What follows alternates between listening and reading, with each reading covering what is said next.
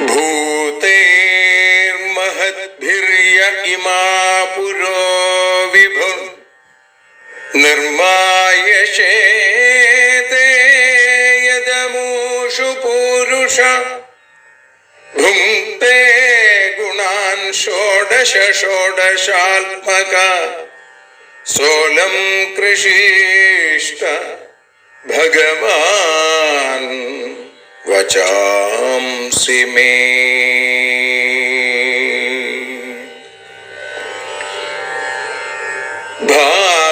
ഭാഗവതത്തെ അറിയാൻ ഈ ഭാഗവതത്തിൽ അലിയാൻ, ഭാഗവതത്തെ അറിയാൻ ശ്രീമദ് ഭാഗവതത്തിൽ അലിയാൻ, ലക്ഷ്യമതും മാത്രം ഹരിയിൽ ഭക്തിയുണർത്തും സംഗീതം ഹരിനാമലഹരി സൗഭാഗ്യം.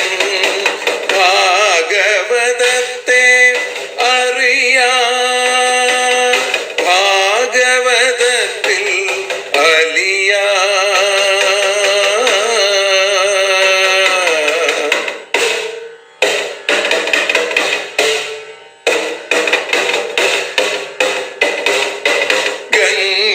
ഗംഗാപതിയുടെ പുത്രൻ സുന്ദര ഗണനായകനോ തുണ ചെയ്യൂ. ഗംഗാപതിയുടെ പുത്രൻ സുന്ദര ഗണനായകനോ തുണ ചെയ്യൂ. വീണയിൽ സംഗീത സാഗരം തീർക്കുന്ന വാണീദേവിയും കാക്കേണേ എന്നിൽ ഭാഗവത കഥ നിറയേണേ. ഭാഗവതത്തെ അറിയാൻ ഭാഗവതത്തിൽ അലിയാൻ.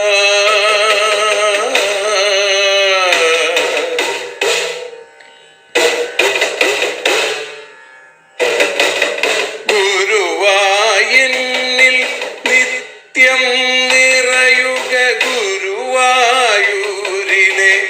ശ്രീകൃഷ്ണ.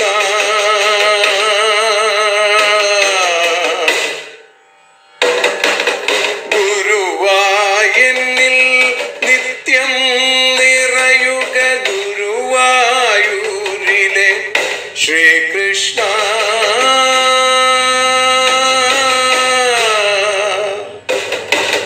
ഹരേ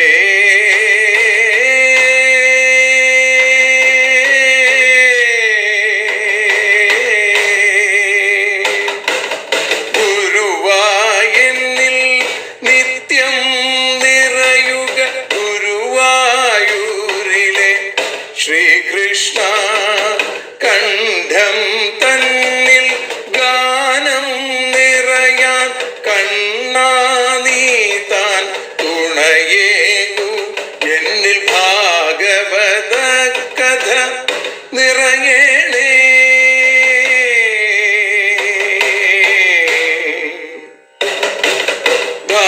ഭാഗവതത്തെ അറിയാൻ ഭാഗവതത്തിൽ അലിയാൻ.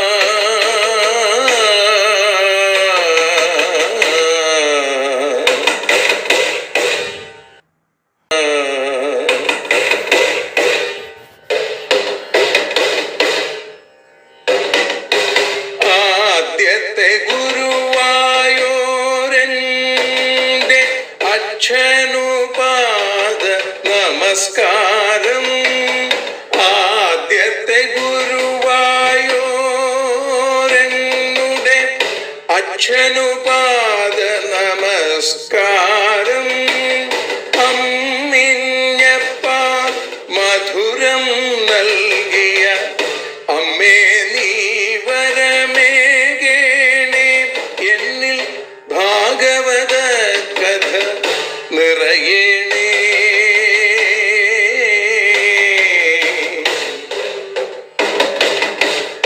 ഭാഗവതത്തെ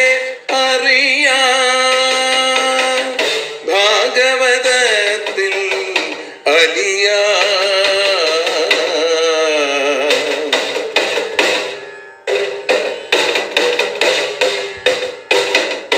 ശ്രീഹരി തന്നുടെ കഥകൾ നിറയും ശ്രീമദ് ഭാഗവത സ്മൃതിയിൽ. ശ്രീഹരി തന്നുടെ കഥകൾ നിറയും ശ്രീമദ് ഭാഗവത സ്മൃതിയിൽ. ശ്രീകൃഷ്ണാനിൻ കീർത്തനമലരുകൾ ശ്രീപാദത്തിൽ അർച്ചിക്കാം. എന്നിൽ ഭാഗവത കഥ നിറയേണേ.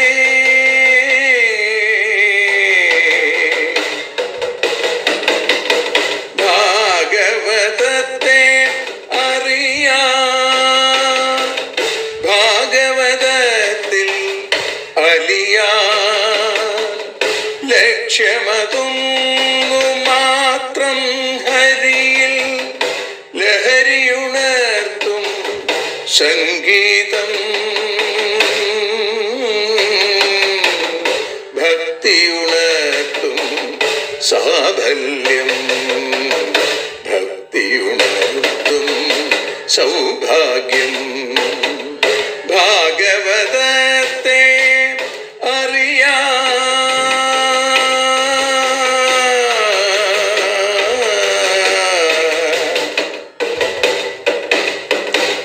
ഭാഗവതത്തിൽ അലിയാൻ.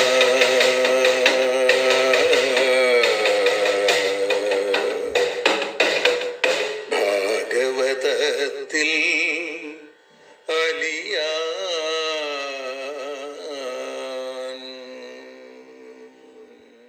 സർവത്ര ഗോവിന്ദനാമ സങ്കീർത്തനം. ഗോവിന്ദ ഗോവിന്ദ. ശ്രീകൃഷ്ണൻ തൻ്റെ ഹാസം നിറയും അനുപമ സുന്ദര ചുണ്ടിലെന്നും രാഗത്തിൻ തേൻ ചുരത്തും മധുരമുരളിയെ ഞാനിതാ കൈതൊഴുന്നേൻ. സൗകര്യം കിട്ടുമെങ്കിൽ ഭവതി മുരളികയൊന്നു നീ ചൊല്ലിടേണം. ഞാനാകുന്നോരി ജന്മപശുവിനുടെ കഥ നന്ദജൻ തൻ്റെ കാതിൽ. ശ്രീ ഗുരുവായൂരപ്പാ ശരണം.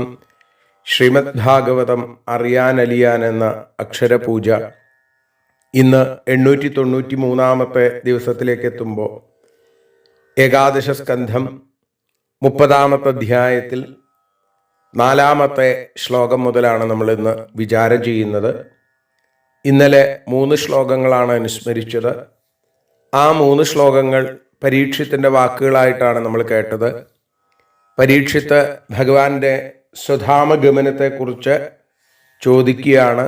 എങ്ങനെയാണ് ഭഗവാൻ അതിമനോഹരമായിരിക്കുന്ന ആ മോഹന സ്വരൂപത്തെ ഉപേക്ഷിച്ചത് എന്ന് ചോദിക്കുന്നു.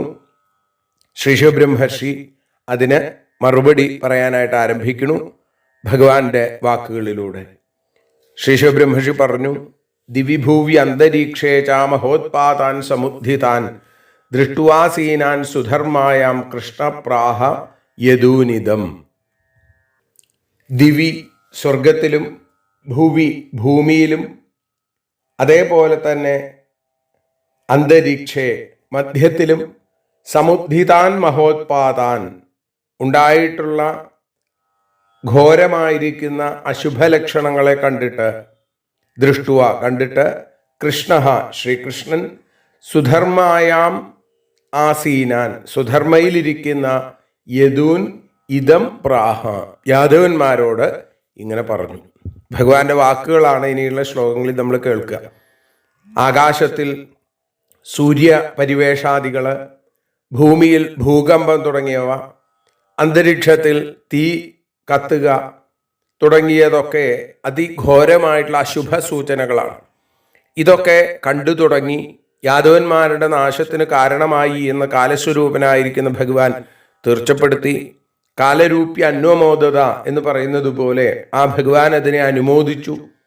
എന്നാൽ ആ സുധർമ്മയിലിരിക്കുന്ന യദു വംശത്തിലെ പ്രധാനികളോട് ഭഗവാൻ ഈ തരത്തിൽ പറയാനായിട്ട് ആരംഭിച്ചു. ഭഗവാൻ പറഞ്ഞു, ഏതേ ഘോരാ മഹോത്പാതാ ദ്വാർവത്യാം യമകേതവ മുഹൂർത്തമപി മസ്ഥേയമത്ര നോ യദുപുംഗവ.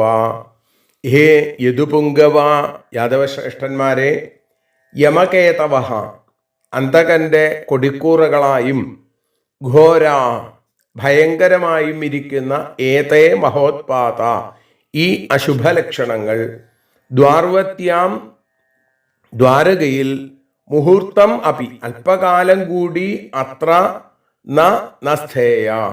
ഇവിടെ ന എന്നുള്ളതിന് ആദ്യത്തെ ന എന്നുള്ളത് വിസർഗത്തോടു കൂടിയത്, അതിന് നമ്മൾ എന്നും അടുത്ത ന എന്നുള്ളത് ഇല്ല അല്ലെങ്കിൽ പാടില്ല എന്നുള്ള അർത്ഥത്തിലുമാണ്. അപ്പം അതുകൊണ്ട് വളരെ കുറച്ചു കാലം പോലും നമ്മളിനിവിടെ കഴിയാൻ പാടില്ല. കാരണം ദ്വാരകയിൽ അന്തകന്റെ എഴുന്നള്ളത്തിന്റെ സമയമായി. ആ അന്തകന്റെ കാലന്റെ കൊടിക്കൂറ പോലെ ആണ് ഈ അശുഭലക്ഷണങ്ങൾ കാണിച്ചു തരുന്നത്. അപ്പൊ ഇനി അല്പസമയം പോലും നമ്മൾ ഇരിക്കാൻ പാടില്ല, നമ്മളെല്ലാവരും ഇവിടുന്ന് പോകണം. സ്ത്രീയോ ബാലാശ്ച വൃദ്ധാശ്ച ശംഖോദ്ധാരം വ്രജന്വിത വയം പ്രഭാസം യാസ്യാമോ യത്ര പ്രത്യക് സരസ്വതി.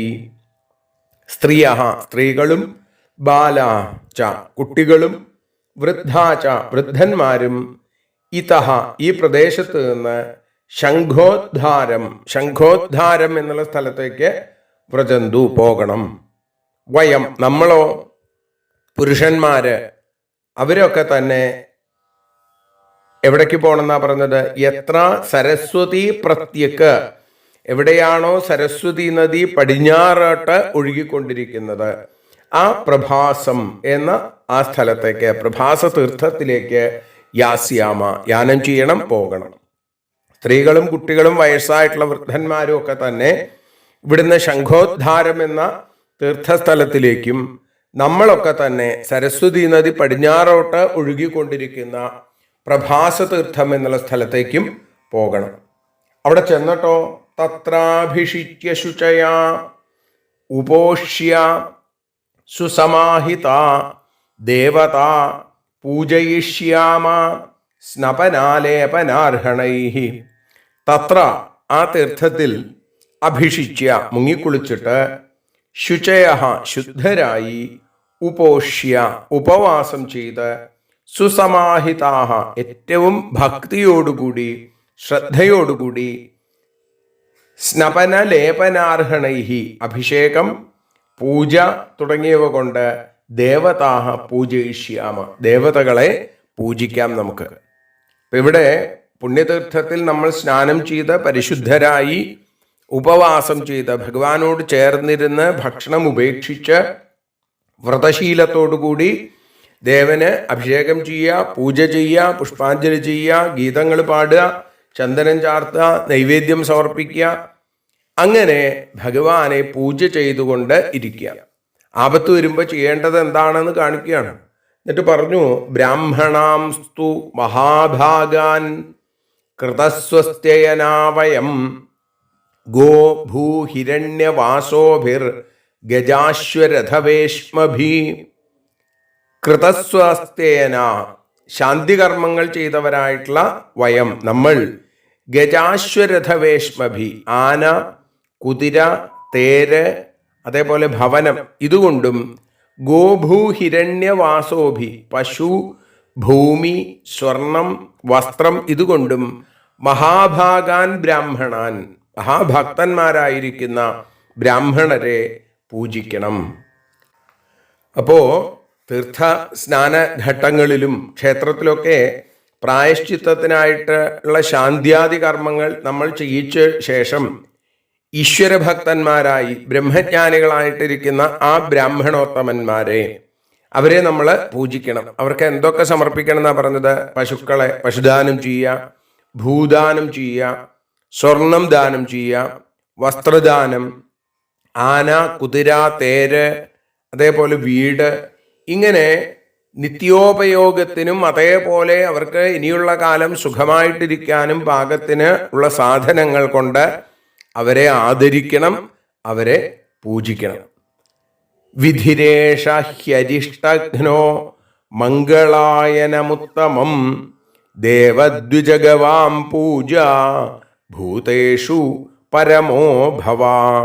ഏഷ ഇത് അരിഷ്ടഘ്നഃ ദോഷത്തെ തീർക്കുന്ന വിധി കർമ്മമാണ്, ഏറ്റവും ഉത്തമമാണ്. ഇപ്പൊ ശ്രേഷ്ഠമായ മംഗളായനം, കല്യാണത്തെ, സുഖത്തെ, ആ മംഗളത്തെ നൽകുന്നതാണ് ഇത്.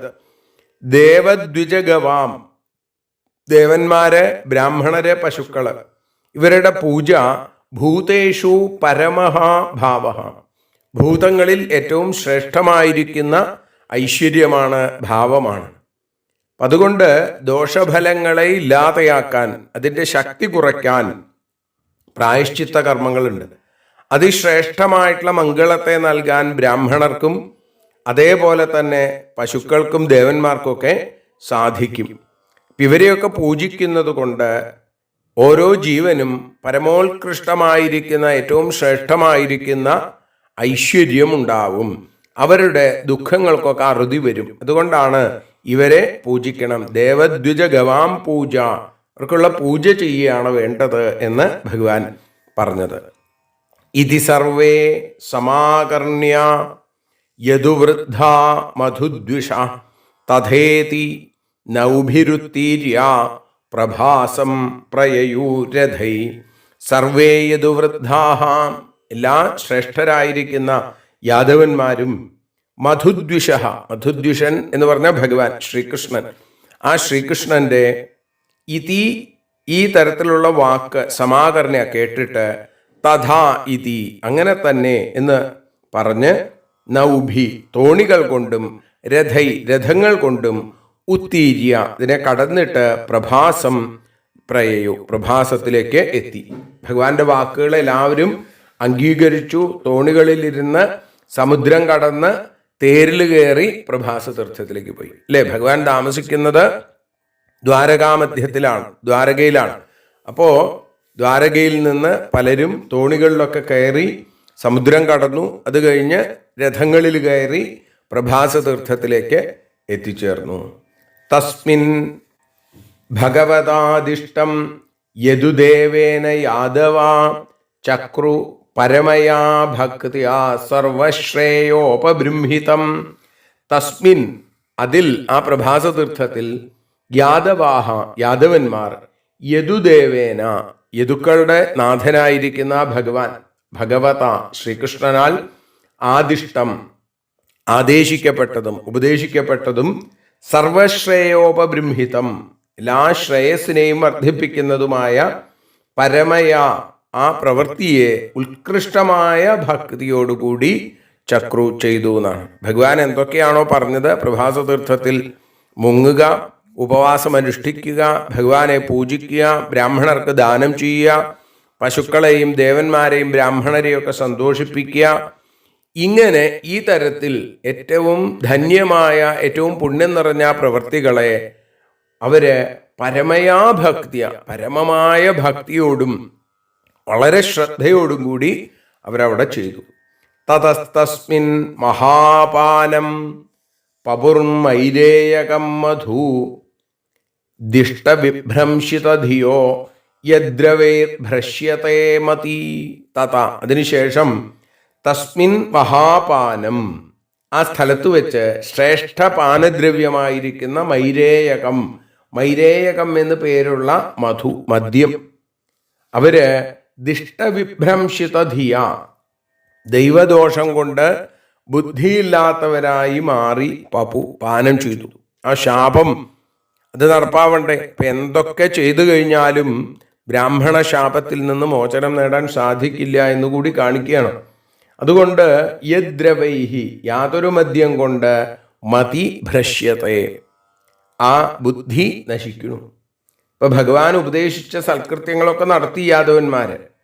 പക്ഷേ ഭഗവാൻ പറയാത്തൊരു കാര്യം അവർ ചെയ്തു, സ്വേച്ഛയാ, അവരുടെ താല്പര്യപ്രകാരം. അങ്ങനെയാണ് ചില ആളുകൾ, അല്ലേ? അവിടെ ഒരിക്കലും ഉപയോഗിക്കാൻ പാടില്ലാത്ത മൈരേയകം എന്ന് പേരുള്ള ഒരു മദ്യം അതിനെ അവർ സേവിച്ചു. കാലദോഷം കൊണ്ടാണ് അല്ലേ? ഇവിടെ കേടുവരും കാലം മതികെട്ടുവരും എന്നാണ്. നമുക്ക് ബുദ്ധിമുട്ടുള്ള സമയത്ത് ആ സമയത്ത് നമ്മുടെ മതി, നമ്മുടെ ബുദ്ധി വേണ്ട പോലെ പ്രവർത്തിക്കില്ല. വിനാശകാലേ വിപരീത ബുദ്ധി എന്നൊക്കെ പറയുന്നത് പോലെ ഈ ഹീനകർമ്മം ചെയ്യാൻ ഒട്ടും മടിയില്ലാതെ അവരുടെ ബുദ്ധിയെ നശിപ്പിക്കുന്ന ആ മദ്യപാനത്തിൽ അവരെ ആകൃഷ്ടരായി. മൈരേയകം എന്ന് പേരുള്ള മദ്യം അവര് സേവിച്ചു. മഹാപാനാഭിമത്താനാം വീരാണാം ദൃപ്തചേതസാം കൃഷ്ണമായാ വിമൂഢാനാം സംഘർഷ സുമഹാനഭൂൽ. മഹാപാനാഭിമത്താനാം, മഹാപാനം കൊണ്ട്, മദ്യപാനം കൊണ്ട് ബുദ്ധിഭ്രമം സംഭവിച്ച, ദൃപ്തചേതസാം, അഹങ്കാരം വർദ്ധിച്ച, അങ്ങനെയാണ് അകത്തേക്ക് എന്തെങ്കിലും ചെന്നു കഴിഞ്ഞാൽ എന്തെങ്കിലുമൊക്കെ ചെയ്യാൻ തോന്നും. കൃഷ്ണമായ വിമൂഢാനാം, കൃഷ്ണമായിൽ ബുദ്ധി നഷ്ടപ്പെട്ട വീരാണാം, വീരന്മാരായിട്ടുള്ള അവർക്ക് സുമഹാൻ സംഘർഷ അഭൂത്, വലിയ കലഹം അവിടെ സംഭവിച്ചു എന്നാണ്. കൃഷ്ണന്റെ മായാപ്രയോഗത്തിൽ നിന്ന് രക്ഷപ്പെടാൻ അത്ര എളുപ്പമല്ല അല്ലേ? അപ്പോ ഇവിടെ കാര്യാകാര്യങ്ങൾ വിവേകവും അവിവേകവും രണ്ടും ഉണ്ട് അല്ലേ? അപ്പൊ അതിനെ തിരിച്ചറിയാണ് വേണ്ടത്. ആ തിരിച്ചറിയാനുള്ള ശക്തി അവർക്ക് നഷ്ടപ്പെട്ടു, ബുദ്ധി നഷ്ടപ്പെട്ടു. ബുദ്ധി നഷ്ടപ്പെട്ടപ്പോൾ അഹങ്കാരം വർദ്ധിക്കുകയും ചെയ്തു. വിവേകമുണ്ടാവുമ്പോഴാണ് നമുക്ക് ബുദ്ധി നേരെ വണ്ണം പ്രവർത്തിക്കുക. അപ്പൊ നമുക്കൊരു അടക്കവും ഒതുക്കവും വരും. ഇപ്പൊ അതില്ലാതെയായി നമ്മളൊക്കെ കാണുന്നതാണ്, ഈ കാലഘട്ടത്തിലും കണ്ടുകൊണ്ടിരിക്കുന്നതാണിത്. മദ്യം മനുഷ്യനെ, ആ മനുഷ്യന്റെ മതിയെ മറയ്ക്കുന്നു, ബുദ്ധിയെ ഇല്ലാതെയാക്കുന്നു, നഷ്ടബുദ്ധിയായിട്ട് തീരുന്നു. ഇങ്ങനെ അതിരില്ലാത്ത മദ്യപാനം ചെയ്ത് കഴിച്ച് മതി മറന്ന് അഹങ്കരിച്ച്, മതി എന്ന് പറഞ്ഞ ബുദ്ധി അല്ലെ? മതി മറന്നു എന്ന് പറഞ്ഞാൽ എന്താ? ബുദ്ധിയെ ഓർക്കാതെ, ബുദ്ധിയല്ല അവിടെ പ്രവർത്തിക്കുന്നത്. അപ്പോൾ വിവേകവും വിചാരവും വിട്ട് വികാരങ്ങൾക്ക് അടിമപ്പെട്ട് അവര് പരസ്പരം അന്യോന്യം കലഹിക്കാൻ തുടങ്ങി എന്ന് പറയുന്നു. ഇങ്ങനെയാണല്ലോ തുടങ്ങുക. എങ്ങനെയാ? ആദ്യം മദ്യം കഴിക്കണു, അത് കഴിയുമ്പോൾ അവർ തമ്മിലുള്ള ചർച്ച തുടങ്ങുകയും പല കാര്യങ്ങളും വെറും വാക്കുകൾ ഇങ്ങനെ പറയുക. അതിങ്ങനെ പറഞ്ഞ് അത് അതിരു കടക്കും. ഇവിടെ സാമ്പന്റെ അടുത്ത് ഒരു പക്ഷെ അങ്ങനെയൊക്കെ ആവാം. സാമ്പന്റെ അടുത്ത് പറഞ്ഞു, നീയാണ് ഇതിനൊക്കെ കാരണം. നമ്മളിപ്പോൾ ഇവിടെ വന്ന് ഇതൊക്കെ ചെയ്യേണ്ടി വന്നത് എന്തുകൊണ്ടാ?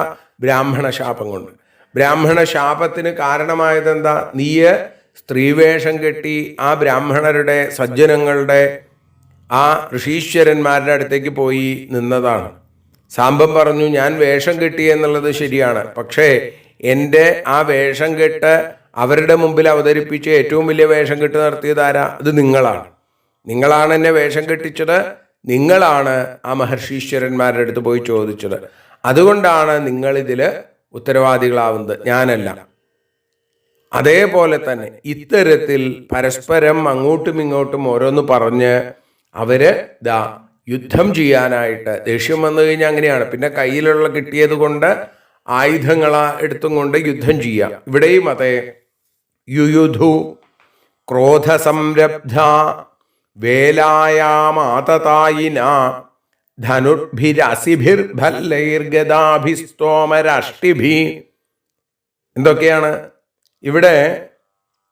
ക്രോധസംരബ്ധാഹ, ക്രോധം കൊണ്ട് ആ ക്ഷോഭിച്ച, ദേഷ്യം അങ്ങോട്ട് വന്നിട്ട് നമ്മൾ പറയില്ലേ കണ്ണ് കാണാതെയായി എന്ന്, ഇത് തന്നെയാണ്. ഇവരുടെ അകക്കണ്ണ് അടഞ്ഞുപോയി, പുറം കണ്ണ് അവർ തുറന്നു വെച്ചിട്ടുണ്ട്, മാംസചക്ഷുസുകൾ തുറന്നു വെച്ചിട്ടുണ്ട്, ഇപ്പോഴാണ് യുദ്ധം നടക്കുക. പക്ഷേ അകക്കണ്ണ് അടഞ്ഞുപോയി. അവരൊക്കെ യാദവന്മാരാണെന്നും ബന്ധുക്കളാണെന്നും സഹോദര തുല്യരാണെന്നുള്ളതൊക്കെ മറന്ന് സഹോദരന്മാർ പോലും, സഹോദര തുല്യന്മാരല്ല, സഹോദരന്മാർ പോലും പരസ്പരം തല്ലുകൂടാനായിട്ട് ആരംഭിച്ചു. ആതതായിനഹ, വധിക്കാനൊരുങ്ങിയവര്, ആയുധം കയ്യിലെടുത്തവര്.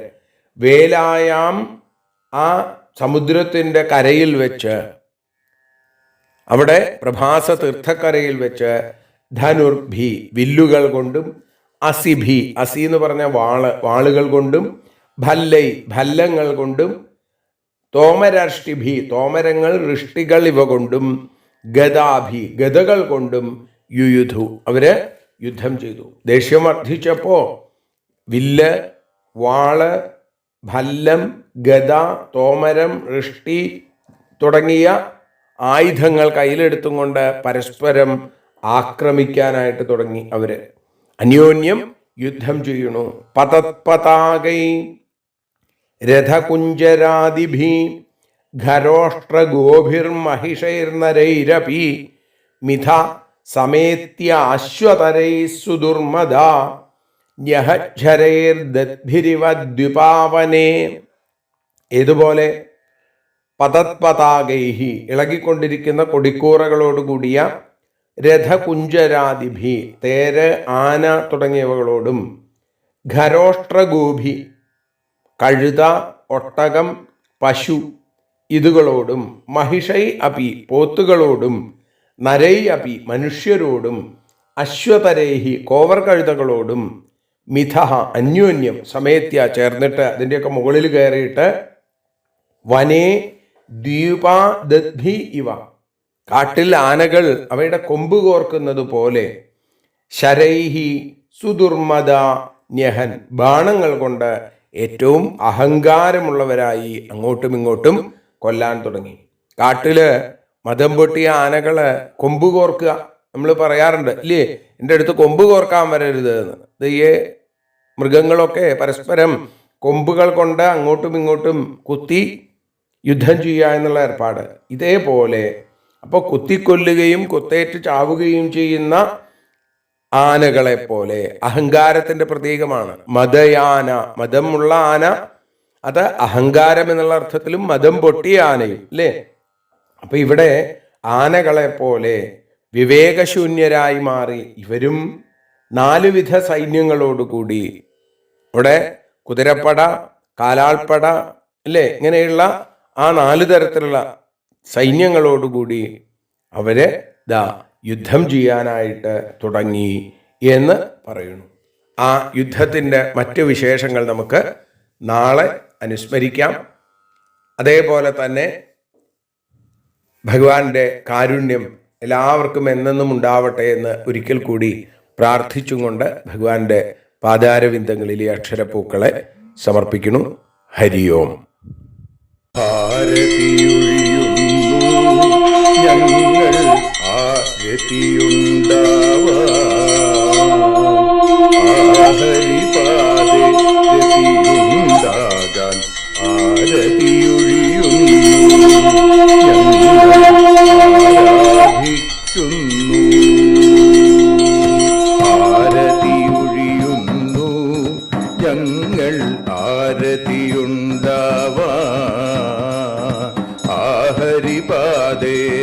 രതിയുണ്ടാകാൻ ആരതിയൊഴിയുന്നു, ഞങ്ങൾ ആരാധിക്കുന്നു.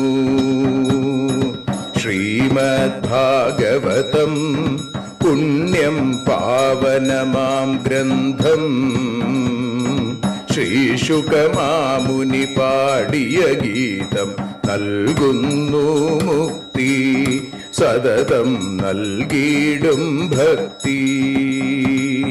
പാപികളെന്നാലും നിത്യം രക്ഷിക്കും ഗ്രന്ഥം പരമാനന്ദ സുധാരസമയമി ഹരിലീലാസാരം, നിത്യം വേദത്തിൻ സാരം. വൈരാഗ്യം, ജ്ഞാനം, ഭക്തി എന്നിവ നൽകിയിടും വൈകല്യങ്ങൾ തീർത്തിടുന്നൊരു സുന്ദരമാം ഗീതം, നിത്യം നൽകും കൈവല്യം. കലിമലമഥനി പാപവിനാശിനി സതതം സേവയ ചെയ്യുന്നോർക്കോ സുഖകാരിണി ഗ്രന്ഥം, നിത്യം നൽകും സായുജ്യം.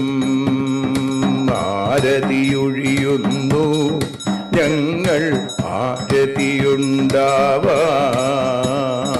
ആരതിയൊഴിയുന്നു ഞങ്ങൾ ആരതിയുണ്ടാവാൻ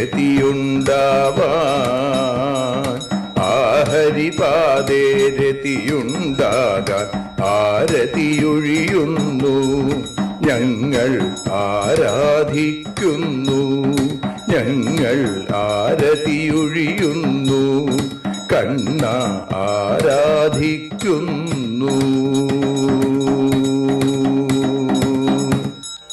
രാധാരമണ മുകുന്ദ മുരാരേ ശരണം മേ തവ ചരണയുഗം പവനപുരേശ രാധാ കൃഷ്ണ ശരണം മേ തവ ചരണയുഗം മീനായി മണ്ണിൽ പിറന്നൊരു ദേവ ശരണം മേ തവ ചരണയുഗം കച്ഛപരൂപമെടുത്തൊരു ദേവ ശരണം മേ തവ ചരണയുഗം സൂകരഭാവമണിഞ്ഞൊരു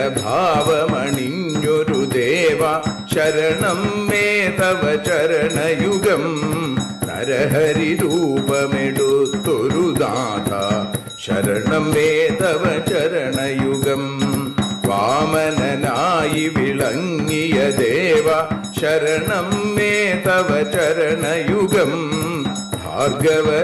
ഭാർഗവരാമനതായൊരു ദേവ ശരണം മേ തവ ചരണയുഗം ദശരഥനന്ദനായൊരു ദേവ ശരണം മേ തവ ചരണയുഗം ബലമേറുന്നൊരു രാമനാഥ ശരണം മേ തവ ചരണയുഗം ദേവകി നന്ദന വസുദേവാത്മജ ശരണം മേ തവ ചരണയുഗം യശോദതനയാ സുന്ദര രൂപ ശരണം മേ തവ ചരണയുഗം ദ്വാരകവാസാരുക്മിണികാന്ത ശരണം മേ തവ ചരണയുഗം കലികാലത്തിൽ കൽക്കിയും നീയേ ശരണം മേ തവ ചരണയുഗം രാധാരമണ മുകുന്ദ മുരാരേ ശരണം മേ തവ ചരണയുഗം പവനപുരേശ രാധാ കൃഷ്ണ ശരണം മേ തവ ചരണയുഗം ചോറ്റാനിക്കര വാഴും ദേവി ശരണം മേ തവ ചരണയുഗം സാംബ സദാശിവ ശംഭോ ശങ്കര ശരണം മേ തവ ചരണയുഗം ഹരിഹരപുത്ര ആശ്രിതമിത്ര ശരണം മേ തവ ചരണയുഗം സദ്ഗുരുനാഥ ഗുണപരിപൂർണ ശരണം മേ തവ ചരണയുഗം മൂഷികവാഹന മോദകഹസ്ത ശരണം മേ തവ ചരണയുഗം ഭക്തജനപ്രിയ ഭാഗവത പ്രിയ ശരണം മേ തവ ചരണയുഗം രാധാരമണ മുകുന്ദ മുരാരേ ശരണം മേ തവ ചരണയുഗം ഗുരുപവനപുരേശ രാധാകൃഷ്ണ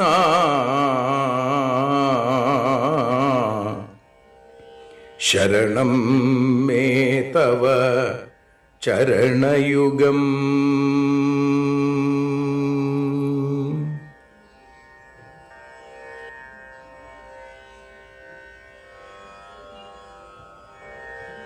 യദക്ഷരപദഭ്രഷ്ടം മാത്രാഹീനം തു യദ്ഭവേൽ തത്സർവം ക്ഷമ്യതാം ദേവ നാരായണ നമോസ്തുതേ വിസർഗബിന്ദുമാത്രാണി പദപാദാക്ഷരാണി ച ന്യൂനാനി ചാതിരിക്താനി ക്ഷമസ്വ പുരുഷോത്തമ മന്ത്രഹീനം ക്രിയാഹീനം ഭക്തിഹീനം ജനാർദ്ദന യൽപൂജിതം മയാ ദേവ പരിപൂർണം തദസ്തു തേ കായേന വാചാ മനസേന്ദ്രിയേർവാ ബുദ്ധ്യാത്മനാ വാ പ്രകൃതേ സ്വഭാവാൽ കരോമി യദ്യൽ സകലം പരസ്മൈ